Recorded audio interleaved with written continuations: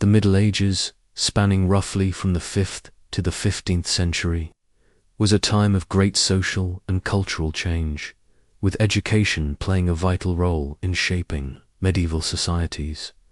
While we often associate this period with a lack of knowledge and learning, a closer look reveals surprising facts about education that defy common misconceptions. Let's explore 10 intriguing aspects of medieval education that shed light on the sad intellectual pursuits and innovations of this fascinating era. Point 1. Limited access to education. Education in the Middle Ages was largely reserved for the elite, such as nobles, clergy, and wealthy merchants. Monastic and cathedral schools were the primary centers of learning, with education closely tied to the church and religious institutions. 2. Early learning through apprenticeship. For many children in the Middle Ages, education began through apprenticeships, rather than formal schooling. Young boys and girls learned practical skills from a mentor or master craftsman, such as blacksmithing, weaving, or carpentry, to prepare them for a trade. Point 3. The role of monasteries. Monasteries played a crucial role in preserving knowledge during this period. Monks were responsible for copying and preserving ancient texts, including classical works from ancient Greece and Rome, ensuring the continuity of knowledge. 4. Trivium and quadrivium. Medieval education was structured around the liberal arts, comprising the trivium grammar, rhetoric, and logic, and the quadrivium arithmetic, geometry, music, and astronomy.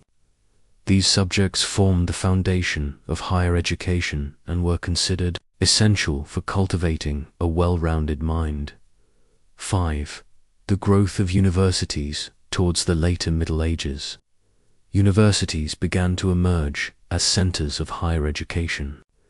The University of Bologna, founded in 1088, is recognized as the oldest continually operating university in the Western world.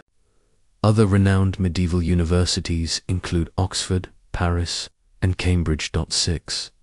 University curriculum. Medieval university curricula were heavily influenced by the scholastic method, which sought to reconcile faith with reason and promote critical thinking.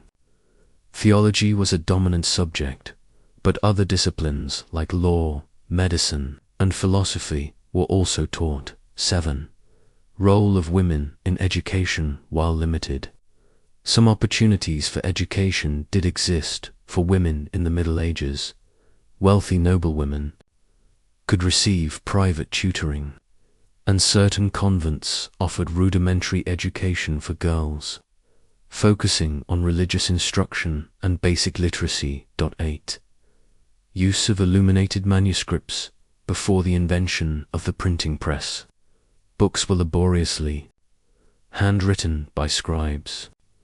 Illuminated manuscripts, decorated with intricate illustrations and gold leaf, were highly valued for their aesthetic beauty and religious significance. 9.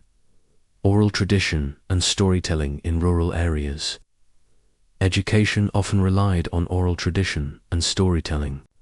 Skilled bards and troubadours would pass down history, folklore, and legends through captivating performances, ensuring the transmission of knowledge across generations.